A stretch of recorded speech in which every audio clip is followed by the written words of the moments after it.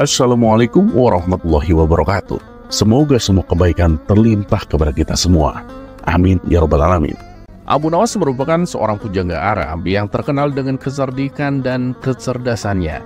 Ia juga dikenal sebagai seorang sufi yang dikagumi banyak orang karena dapat menyelesaikan segala permasalahan yang dialami oleh orang lain. Abu Nawas hidup sezaman dengan Khalifah Harun ar-Rasyid. Ia hidup bersama istrinya yang amat ia cintai. Kehidupan Abu Nawas dengan istrinya penuh dengan kebahagiaan. Terlebih sang istri adalah wanita cantik dan juga berbakti kepada suami. Hal ini membuat Abu Nawas sangat mencintai istrinya. Namun, kebahagiaan Abu Nawas tersebut tidak berlangsung lama. Sebab istri yang amat ia cintai dipanggil oleh Yang Maha Kuasa. Abu Nawas sangat terpukul dan bersedih karena harus kehilangan sang istri tercinta untuk selamanya. Abu Nawas tidak menyangka istrinya begitu cepat meninggalkan dirinya. Para tetangga dan sahabat berdatangan untuk mengucapkan duka cita mereka. Mereka juga mencoba menghibur Abu Nawas untuk tidak berlarut-larut dalam kesedihan. Abu Nawas, kamu tak perlu terus-terusan bersedih. Aku punya loh saudara perempuan cantik. Kalau kamu mau, akan aku nikahkan denganmu, ucap salah satu sahabatnya. Sementara tetangga yang lain berkata, ikhlaskanlah kepergian istrimu Abu Nawas, tak perlu terus kau tangisi. Aku punya anak perempuan cantik, kalau kamu mau, aku akan menikahkannya denganmu. Tak perlu pakai mas kawin yang mahal Abu Nawas, semampunya kamu saja. Karena para sahabat dan tetangga yang selalu menghibur, beberapa hari kemudian Abu Nawas pun terlihat kembali ceria seperti sedia kala. Ia kembali melakukan aktivitasnya. Tidak ada lagi kesedihan. Ia juga sering nongkrong di warung bersama para sahabat dan tetangganya. Kami ikut senang Abu Nawas kalau kamu tidak lagi bersedih, ucap salah satu sahabatnya saat nongkrong di warung. Ya, ini semua karena kalian selalu menghiburku. Aku sangat berterima kasih kepada kalian, jawab Abu Nawas. Beberapa minggu setelah kepergian istrinya, Abu Nawas kembali dirundung kesedihan. Kali ini keledai satu-satunya mendadak mati untuk selamanya. Hal itu membuat Abu Nawas kembali terpukul, sebab keledainya itu sangat penurut dan sering menemaninya dikala ia merasa kesepian.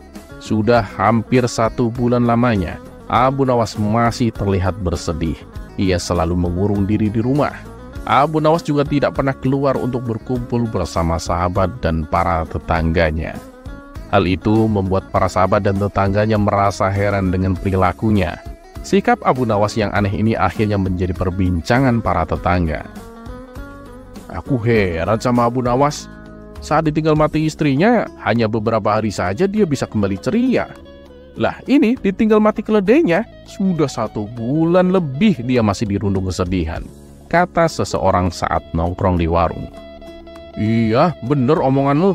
Masa iya dia lebih mencintai keledainya daripada istrinya? Tutur kawan lainnya. Mereka pun tertawa mendengar ucapan tersebut.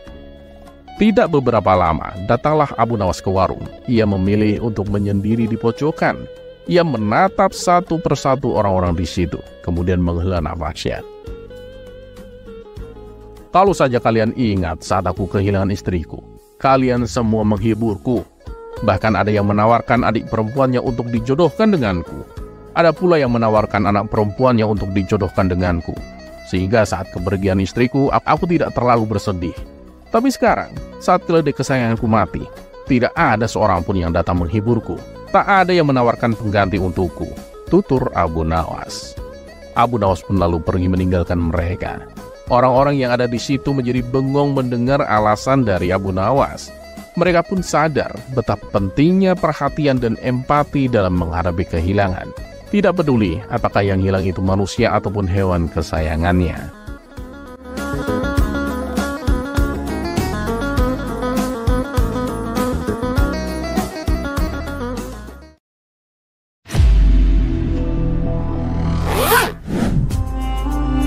Kisah selanjutnya.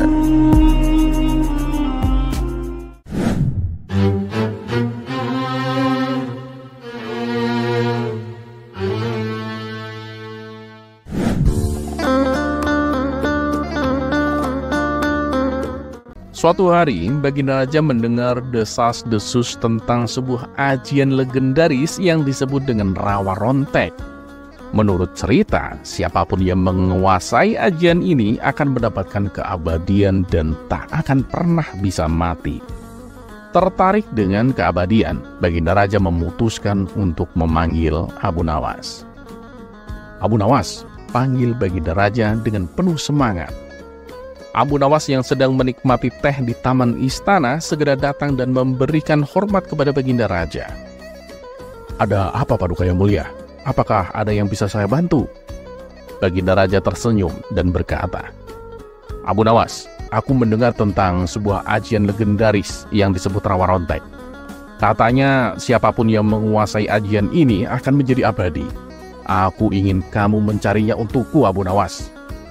Abu Nawas mengangkat alisnya, berpikir sejenak. "Paduka, ajian seperti itu memang terdengar sangat luar biasa. Tapi untuk mencarinya, saya yakin bukan perkara yang mudah. Apakah Paduka yakin ingin memilikinya?" Baginda Raja pun mengangguk dengan tegas. "Oh, tentu Abu Nawas. Bayangkan saja, dengan ajian itu, aku bisa memerintah selamanya dan membawa kejayaan abadi bagi kerajaan ini." Abu Nawas terdiam dan berpikir cepat tentang bagaimana cara mengatasi permintaan rajanya ini.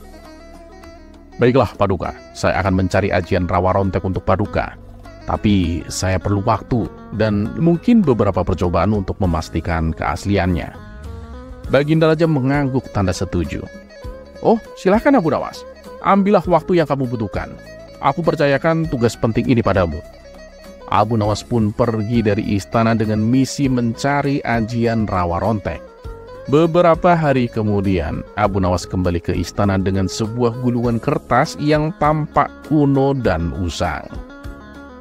"Paduka yang mulia," kata Abu Nawas dengan serius, "saya telah menemukan ajian Rawa Rontek Paduka. Tapi ada syarat penting untuk menguji keasliannya." Baginda Raja terlihat sangat tertarik. "Apa syaratnya, Abu Nawas?" Abu Nawas menghela nafas dalam-dalam dan berkata, "Paduka harus meminum ramuan khusus ini di depan semua menteri dan prajurit. Setelah itu, Paduka harus membiarkan saya menguji ajian ini dengan cara yang lebih ekstrim." Baginda Raja yang sangat bersemangat tentang keabadian setuju tanpa ragu sedikit pun. Di hadapan seluruh menteri dan prajurit, Baginda Raja meminum ramuan yang diberikan oleh Abu Nawas. Setelah beberapa saat, Abu Nawas mendekati Baginda Raja dengan pisau tumpul yang ia bawa. "Paduka, untuk menguji keabadian Paduka, saya akan mencoba memotong sehelai rambut Paduka," kata Abu Nawas dengan wajah serius. Baginda Raja yang merasa sedikit gugup, tapi yakin dan mengangguk. Abu Nawas mulai mencoba memotong rambut Baginda Raja dengan pisau tumpulnya itu. Pisau itu tidak mampu memotong rambut Baginda Raja sama sekali karena tumpulnya pisau tersebut. "Mantap Paduka, ajian ini benar-benar bekerja dan nyata Paduka," seru Abu Nawas dengan penuh semangat. Semua orang pun tertawa terbahak-bahak melihat pisau tumpul yang digunakan oleh Abu Nawas. Baginda Raja pun akhirnya ikut tertawa dan menyadari lelucon cerdik dari Abu Nawas. "Hahamu Abu Nawas, benar-benar cerdik kamu ini," kata Baginda Raja sambil tertawa. "Ya, aku mengerti maksudmu. Mungkin keabadian bukanlah sesuatu yang bisa kita cari dengan cara yang mudah. Terima kasih telah mengajarkan aku dengan cara yang menghibur ini, Abu Nawas."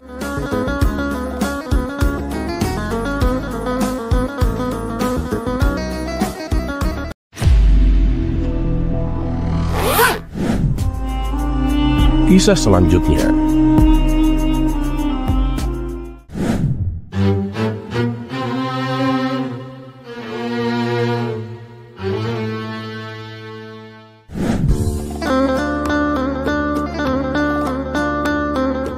Dikisahkan pada suatu hari yang cerah di kota Baghdad, Baginda Raja Harun ar-Rasyid duduk di istananya merenungi keajaiban-keajaiban dunia.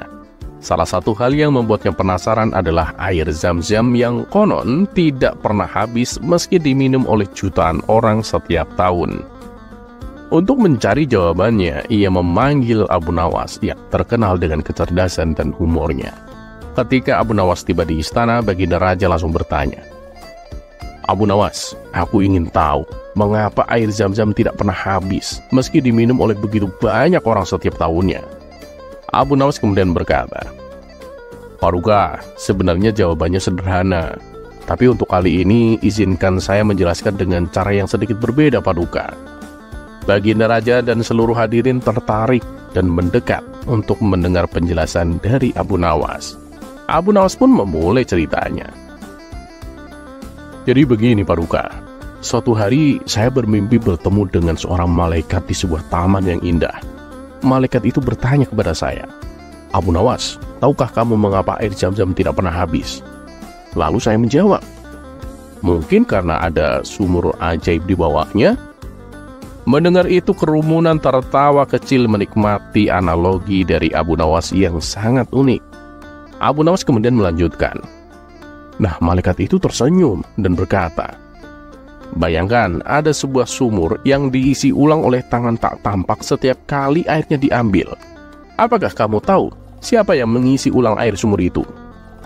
Saya pun menjawab, 'Mungkin para jin?'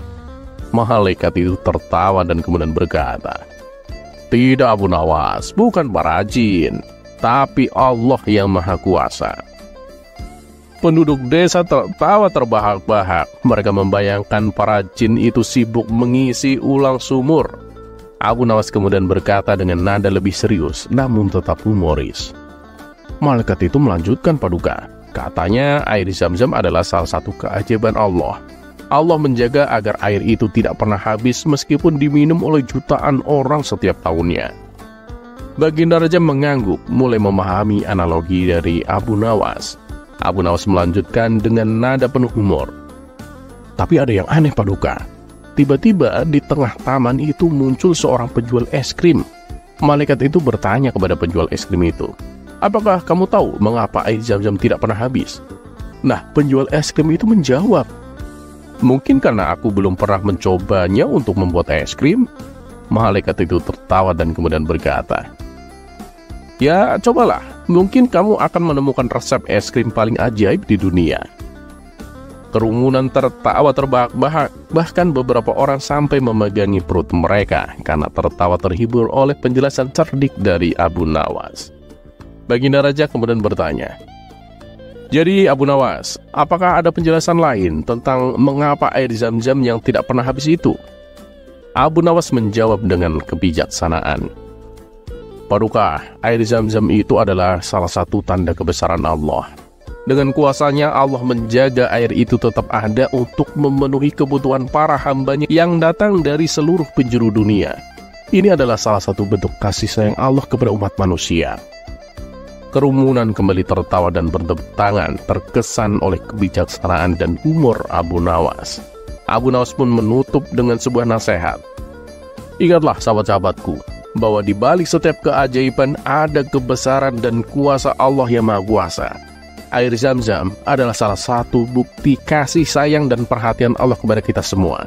Jadi minumlah dengan penuh syukur dan keimanan."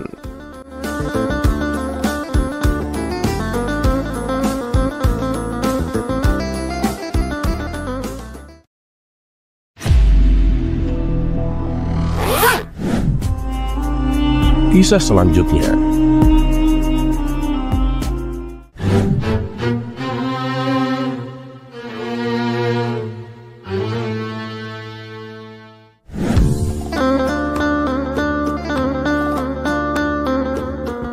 Usaha Baginda Raja untuk mengerjai Abu Nawas seakan tidak ada habisnya.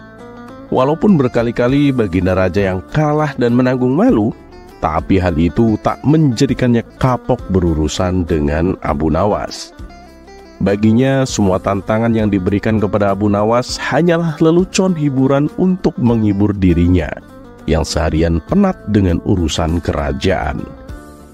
Dan pada cerita kali ini, Baginda Raja memerintahkan kepada Abu Nawas untuk membawakan karpet ajaib, yaitu sebuah karpet yang bisa terbang. Kisah ini berawal ketika Baginda Raja membaca sebuah buku yang berisi dongeng seorang pemuda bernama Aladin, di mana Aladin ini mempunyai karpet ajaib yang selalu bisa membawanya terbang kemanapun ia pergi. Karena merasa tertarik dengan dongeng tersebut, Baginda Raja menyuruh Abu Nawas untuk membawakan karpet yang sama persis seperti milik Aladin. Mendengar itu, Abu Nawas pun tak habis pikir. Hanya gara-gara sebuah buku dongeng, Baginda Raja tega memberinya tugas yang sangat tidak masuk akal. Ampun Paduka yang mulia, tapi itu kan hanya sebuah dongeng Paduka. Jadi karpet yang dimiliki Aladin itu mustahil ada di kehidupan nyata Paduka, ujar Abu Nawas. Nah makanya, tugasmu adalah membuatnya menjadi nyata. Kalau kamu berhasil, aku akan memberimu hadiah yang banyak. Tapi awas, kalau sampai gagal, kamu akan aku hukum, ancam Baginda Raja. Mau tidak mau, Abu Nawas pun harus melaksanakan perintah konyol rajanya tersebut. Kamu gak usah khawatir Abu Nawas, aku tidak akan memberimu tugas baru setelah kamu menyelesaikan tugas ini, kata Baginda Raja. Dengan langkah gontai, Abu Nawas pergi meninggalkan istana. Di sepanjang perjalanan pulang, ia terus memikirkan bagaimana caranya supaya bisa lolos dari hukuman. Dan setibanya di rumah, sang istri memberi kabar bahwa tetangganya mengalami kecelakaan. Ia terjatuh dari pohon yang lumayan tinggi ketika mencari kayu bakar di hutan. Akibatnya salah satu kakinya patah dan terluka parah dan harus dipotong. Kenapa nggak disembuhin aja? Kasianlah kalau harus dipotong, tanya Abu Nawas. Iya sih, tapi sayangnya udah nggak bisa disembuhin. Kalaupun nggak dipotong, kakinya juga sudah tidak berfungsi, jelas sang istri. Mendengar jawaban tersebut, terbesit sebuah ide di benak Abu Nawas akan sebuah jalan keluar untuk menyelesaikan tugas dari Baginda Raja. Dan hari yang ditentukan pun telah tiba. Abu Nawas segera berangkat menuju istana. Di tangannya ia membawa gulungan karpet yang terbungkus rapi dan diberi wewangian. Bagaimana Abu Nawas? Apakah kamu sudah mendapatkan apa yang aku inginkan? Tanya Baginda Raja. Sudah Paduka yang mulia, ini dia karpet ajaib yang Paduka inginkan, jawab Abu Nawas. Ia pun menggelar karpet tersebut dan menyuruh Baginda Raja untuk duduk di atasnya. Namun setelah sekian lama duduk, karpet itu tak kunjung terbang. Abu Nawas, ini kenapa nggak terbang? Kamu jangan mempermainkanku Abu Nawas, bentak Baginda Raja. Oh tidak Paduka, mana berani saya mempermainkan Paduka. Karpet ini saya dapatkan dari jin sakti penunggu pohon Paduka, jadi nggak mungkin nggak bisa terbang. Sebentar Paduka, saya cek dulu. Oh alah, ternyata ini penyebabnya. Pantas saja nggak mau terbang, kata Abu Nawas sambil menunjuk pinggiran karpet yang terpotong. Maksudmu bagaimana Abu Nawas? Tanya Baginda Raja. Ya bagaimana bisa terbang Paduka? Karpetnya aja sudah tidak utuh lagi. Ada bagian yang telah terpotong, jawab Abu Nawas. Lalu bagaimana ini? Coba kamu betulkan Abu Nawas, pinta Baginda Raja. Waduh, maaf Paduka yang mulia. Tugas saya adalah membawa karpet terbang, bukan membetulkannya. Itu sudah di luar kewajiban tugas saya Paduka, jelas Abu Nawas. Terus siapa yang akan membetulkan karpet ini? Tanya Baginda Raja. Itu bukan urusan saya dong Paduka.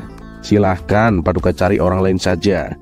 Sesuai dengan apa yang Paduka katakan sebelumnya, bahwa saya tidak akan diberi tugas baru setelah menyelesaikan tugas yang satu ini.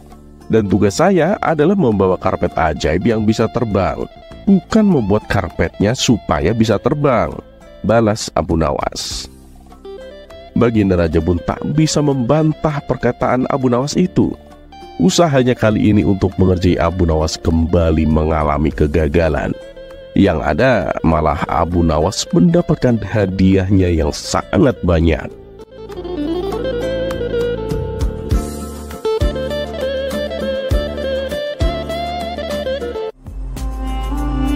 Kisah selanjutnya.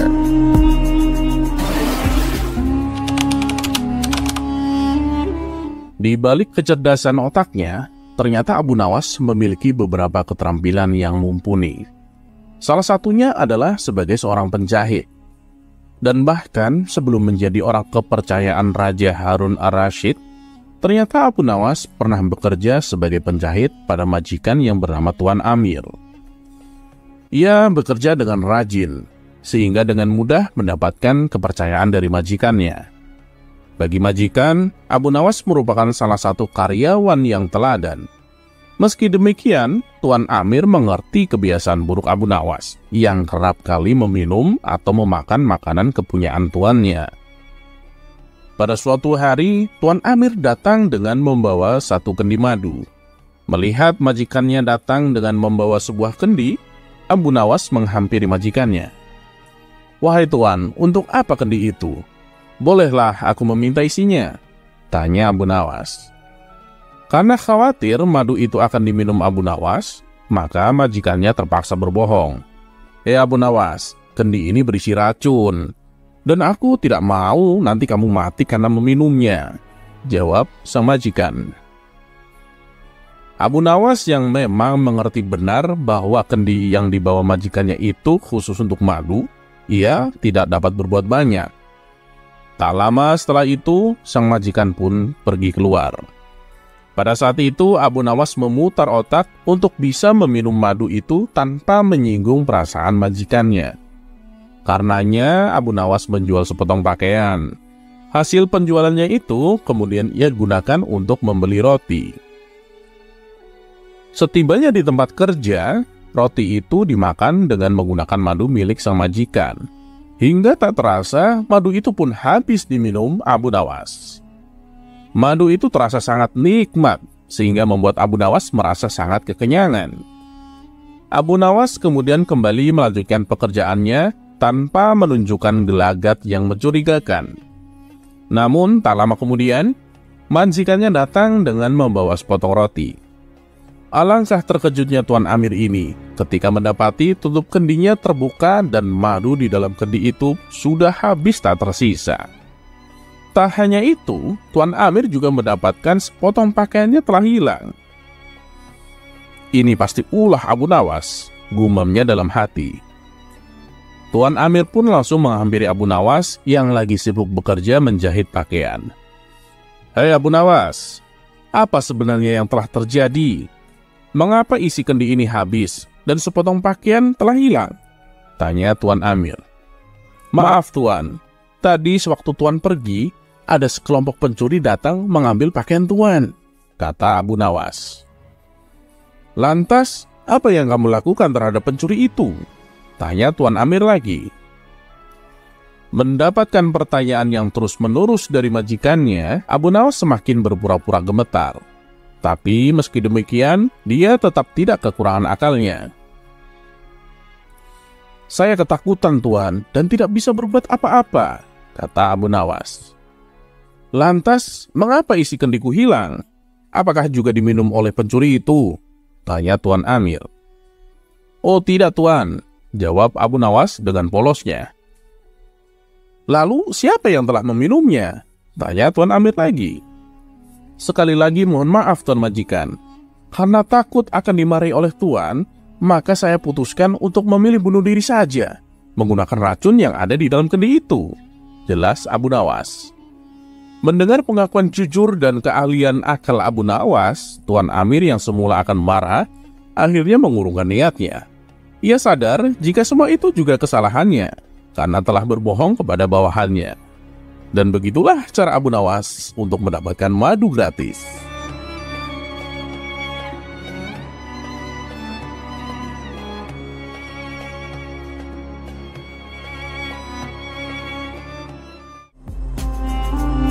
Kisah selanjutnya.